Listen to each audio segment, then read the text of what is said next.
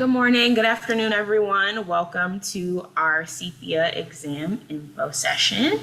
I am Keandra Myricks. I am the certification coordinator, and on with me today, you'll see later, our certified individual, Catherine Kavanaugh. Thank you for joining us today, Catherine. Today, we will be focusing on 3 topics for our info session. We'll go over the CPIA program and its value, the exam itself, which will cover the application process, the exam format, and exam prep techniques. Then we'll have our interview with Catherine to discuss the impact certification can have on your career. So what is the CPIA credential? The purpose of the credential is to improve the quality of animal care and use programs nationwide by promoting ethical practices and advanced knowledge of IACUC Administration. The CPIA credential constitutes formal recognition of an IACUC professional's broad knowledge of IACUC functions and expertise in the administration of animal care and use programs and the applicability of regulations. It strengthens the quality of animal care and use programs by providing an established body of relevant knowledge and national standards of practice in IACUC administration. Since the inception of the CPIA program 16 years ago, over 700 people have become certified. What is the CPIA Council? The CPIA Council is responsible for overseeing the exam content, eligibility guidelines, and recertification guidelines for the credential. It's made up of a volunteer group of your peers who work closely with Primer and PSI, which is the company that provides professional testing services in managing the CPIA program. The council members review exam and recertification applications and determine whether continuing education programs are eligible for recertification credit. So why take the CPIA exam? Well, the CPIA credential has become a sought-after commodity for employers. Over the past few years, more and more job descriptions have either preferred or even mandated that candidates be certified. This signals that by becoming certified, credential holders invest in their marketability for future employment. So let's talk about the eligibility requirements for the exam. Now, the CPIA exam is open to those whose primary job responsibilities include substantial involvement in overseeing, administering, or performing the daily essential activities of an institution's animal care and use programs. And there are 2 pathways to eligibility.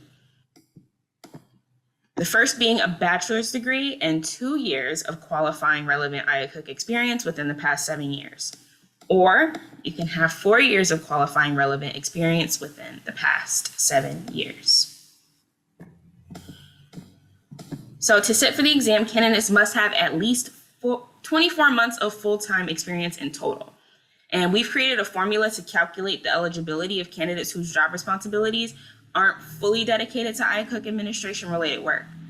For example, a candidate with 3 years or 36 months of experience who spends 50% of their working time on relevant tasks has 1.5 years or 18 months of full-time IACUC experience. The candidate in this example would be eligible to sit for the exam once they have another year of experience in this role. We have another formula for candidates who work at organizations with less than 1 full-time equivalent employee assigned to IACUC administration duties. Candidates will multiply their length of experience with the percentage of institutional program effort assigned to IACUC administration related work. So this example shows a candidate with 24 months of IACUC related experience calculated by 35% of institutional program effort has 8 months of full-time experience. This candidate will be eligible to sit for the exam once they have 6 years of experience in this role.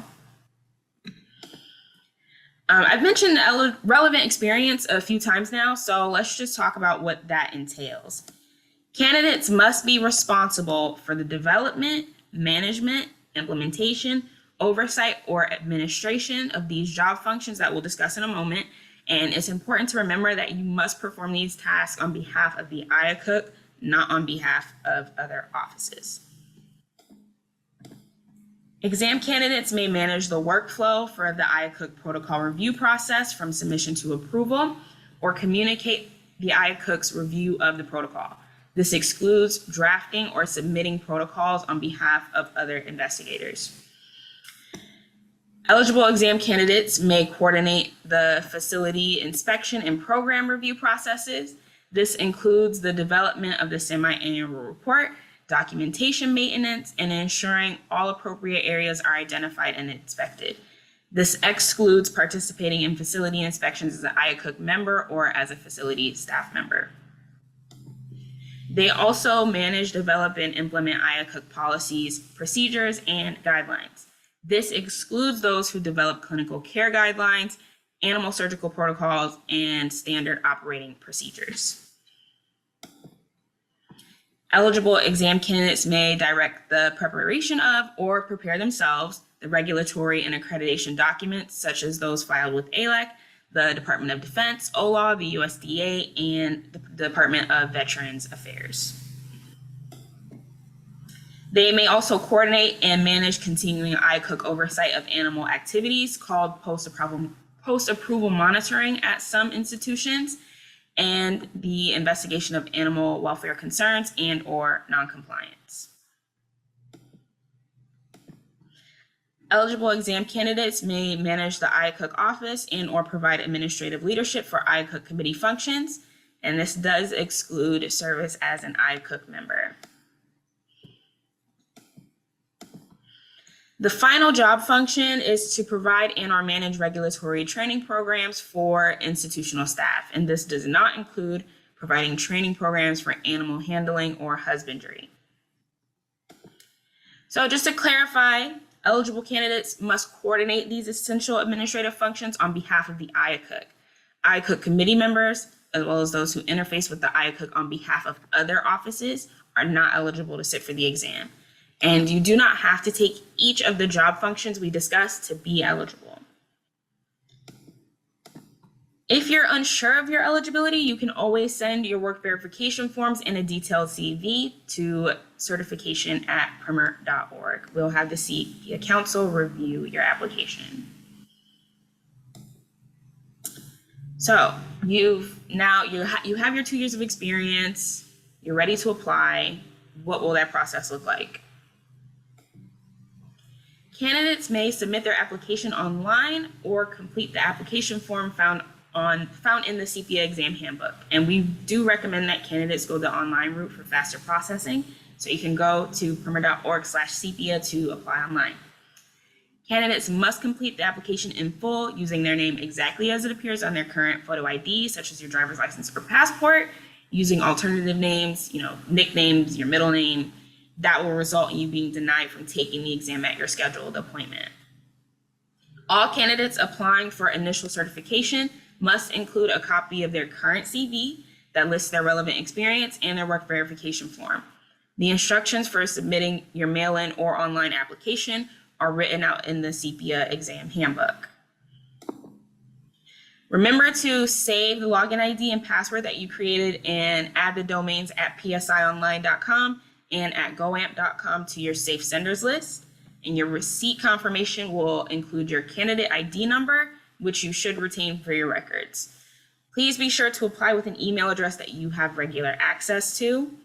Your receipt will be emailed to you after your payment is processed. Okay, so you've submitted your application. What happens now? The CPIA Council might require additional information or clarification regarding your application, but Primer staff will reach out and work with you to ensure that all relevant information is submitted with your application. However, we do say to expedite application review, you should provide clear and complete information on your work verification forms and your CV when you initially submit your documents. Review of complete applications can take up to 2 weeks. Once you receive your eligibility notice from Primer, you can go ahead and schedule your appointment through the online portal.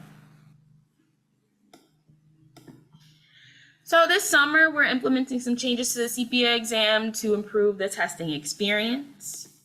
There are no more testing windows. You can submit your application at any time.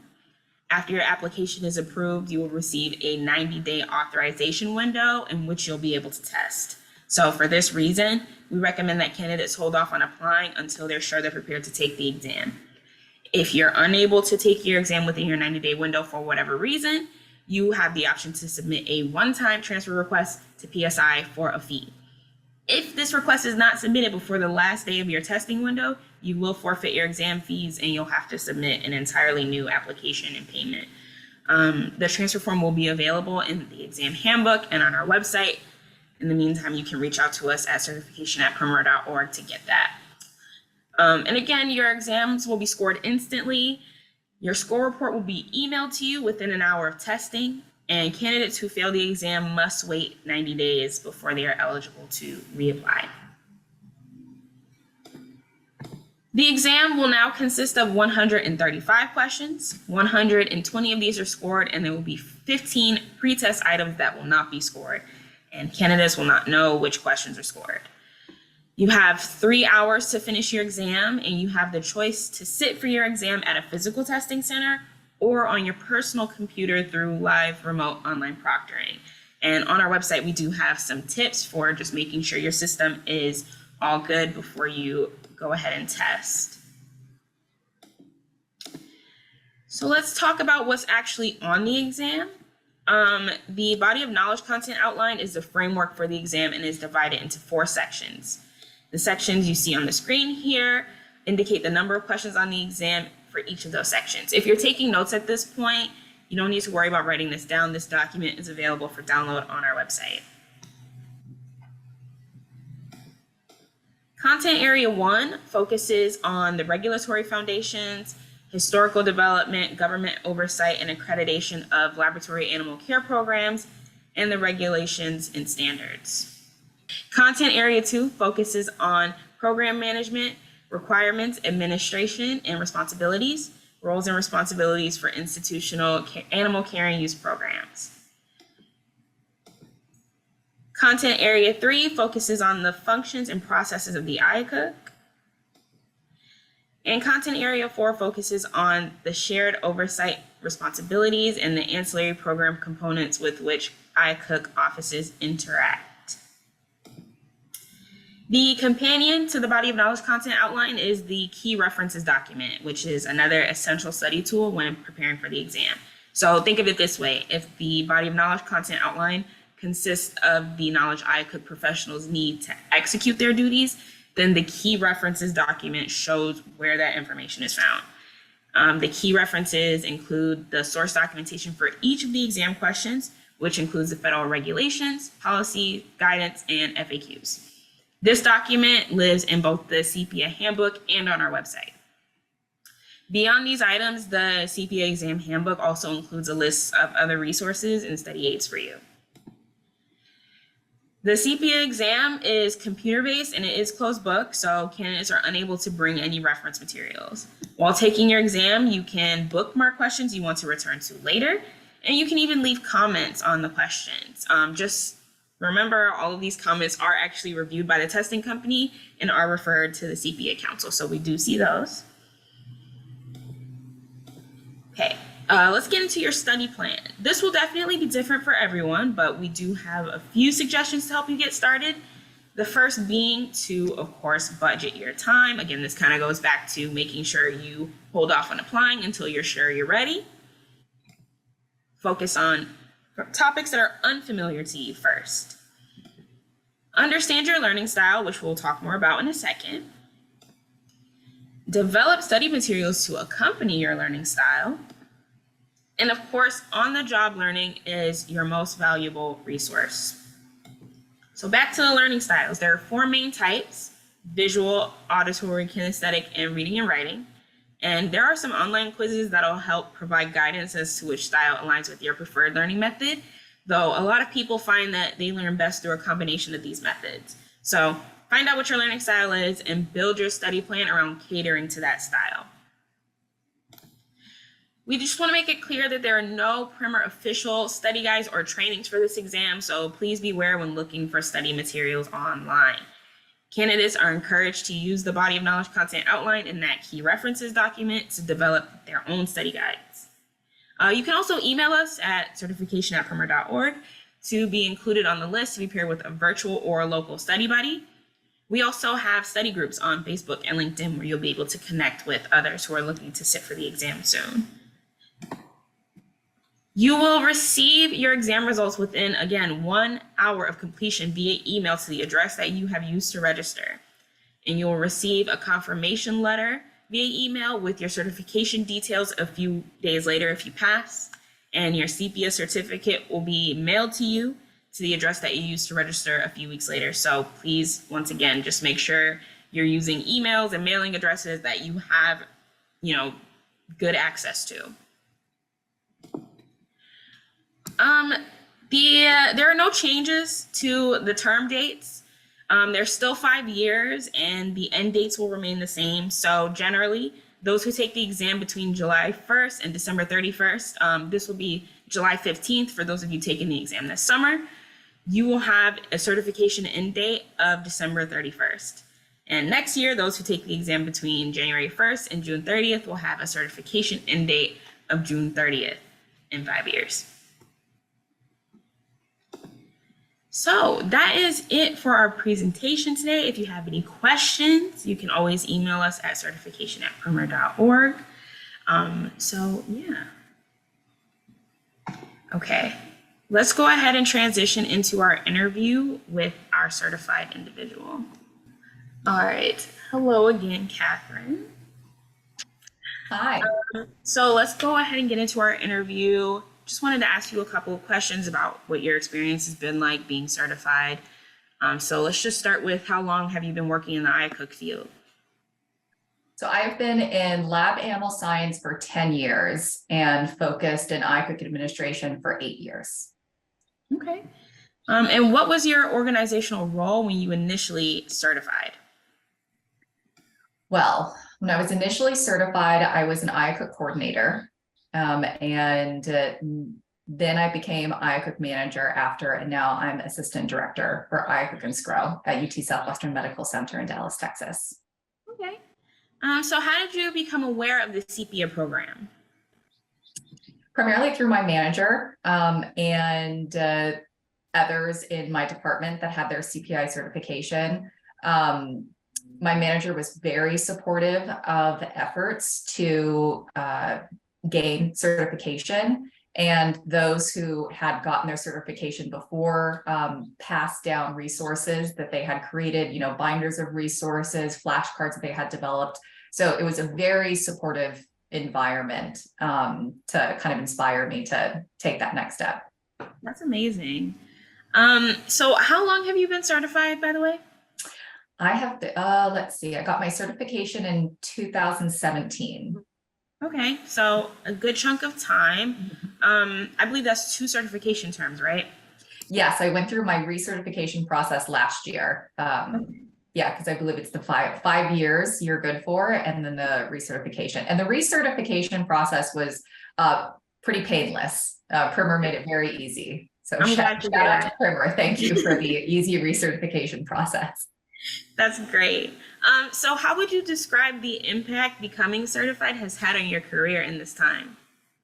Well, as I said, I had a bit of career progression within my internal department after I became certified. I was an IACUC coordinator when I got certified, and I'm now an assistant director. And I really feel like getting that certification was a way for me to communicate to leadership in my department that I was committed to IACUC Administration, that I wanted to advance my knowledge and input into the program. And so I think that it was a way for me to communicate my commitment, and then also to gain the knowledge needed in order to progress as well.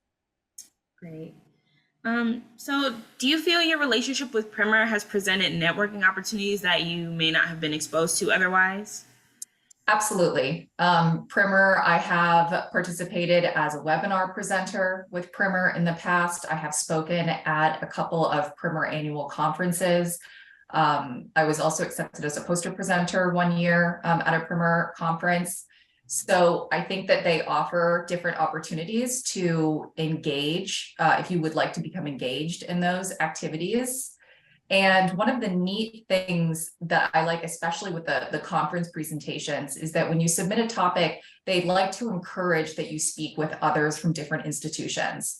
And it really benefits the topic because you get to give more of a robust and diverse opinion and get to hear voices from different institutions. And individuals that I've been paired up with through Primer for presentations, I've learned a lot from and done different sort of professional endeavors with.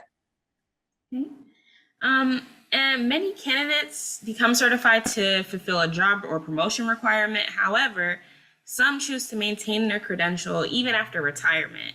So as someone who's maintained your credential thus far, how have your feelings about certification evolved throughout the years?